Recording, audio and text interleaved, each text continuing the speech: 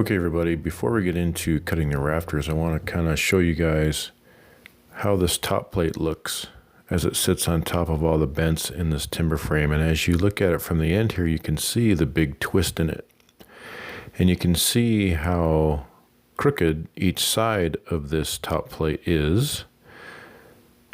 But you can also see that the top two corners, the inside and outside corner of that top plate, are in line with the respective inside and outside faces of that post, and that's very important. And that's going to kind of play into what we do with the top plates here, the rafters. And as we fly over the rafter housings, you can see that they're all in the same plane as each other.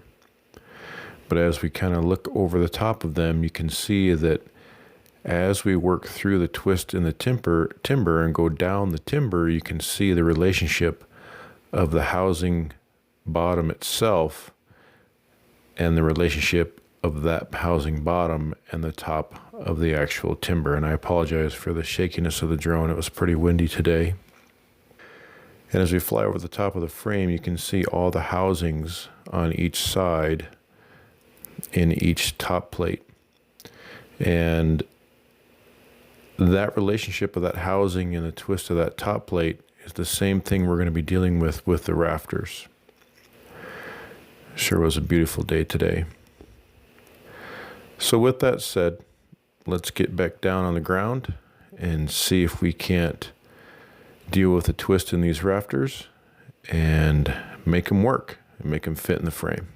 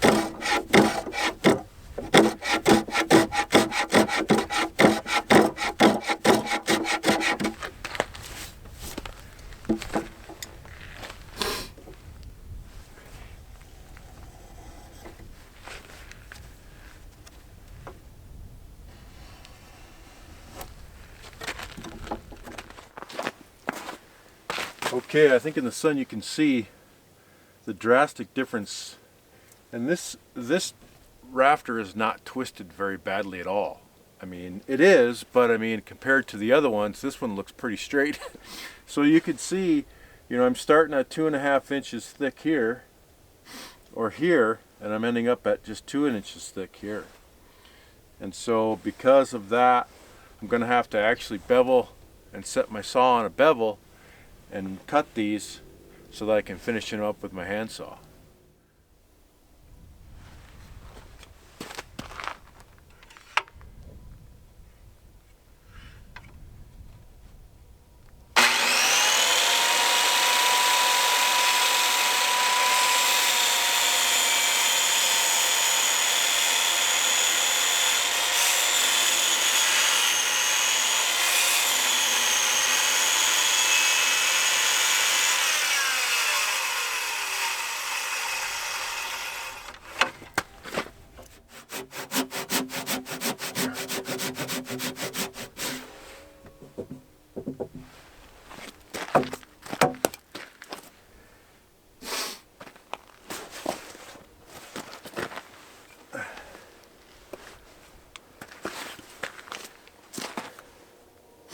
You can see what a drastic difference that's going to be. It'll be interesting to see how these fit together. That silky saw I have isn't quite as good for ripping, so I'll just clean it up.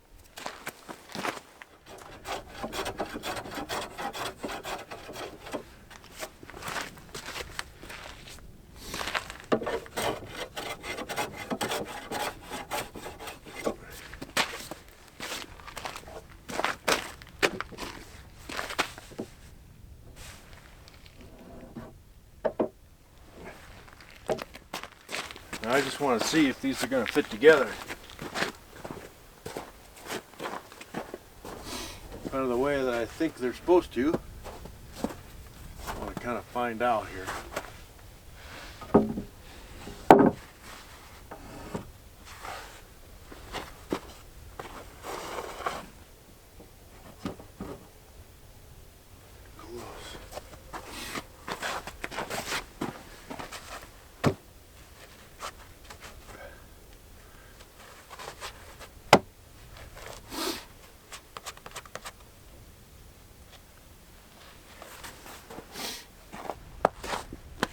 Just wanted to show you, it looks like you can probably see this sticking out right here, and that's the problem. Once I get this sucked down in just a little bit farther, this is still going to be too high, and so what I'll have to do is shave this high corner off all the way down until I get past the twist, probably about halfway down the timber.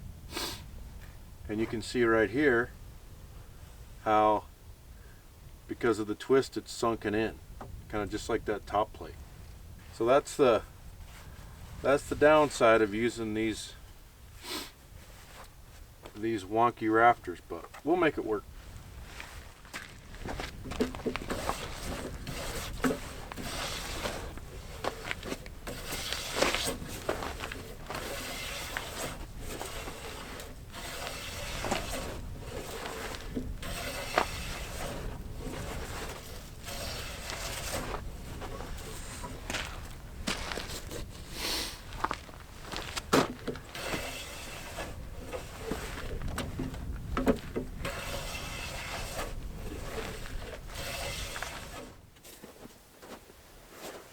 So I've got her paired down to the line. Let's see if it fits in there the way it's supposed to now.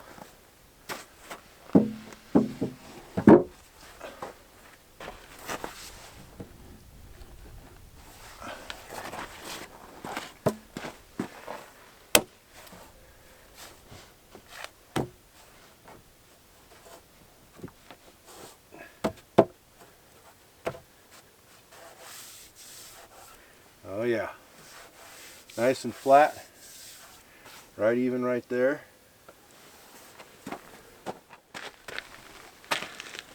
So before I pared that down, I checked this when this joint's fitting together, and I measured my distance between my two ends, and it's 16 feet, right on the money.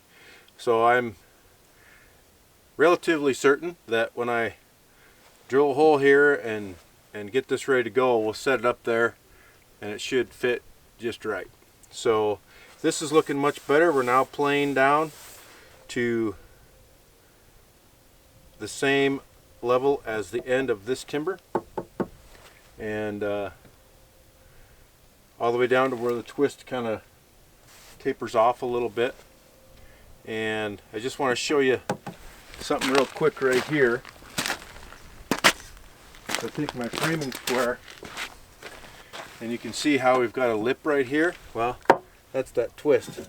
And this framing square is laying dead flat on this timber right here. And it's touching on this corner.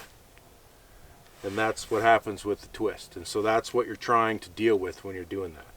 And if I would not have planed this down, pared down this high corner, then that would have been sticking too high on my rift line and would have made a hump. This doesn't really matter. The only way this would matter would possibly be if it was on the gable end, but since this corner is on the same plane as the whole rest of this timber, then the siding would fit right on there just fine. So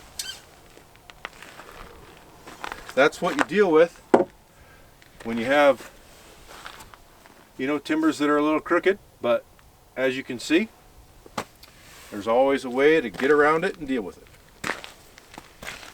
Just takes more time.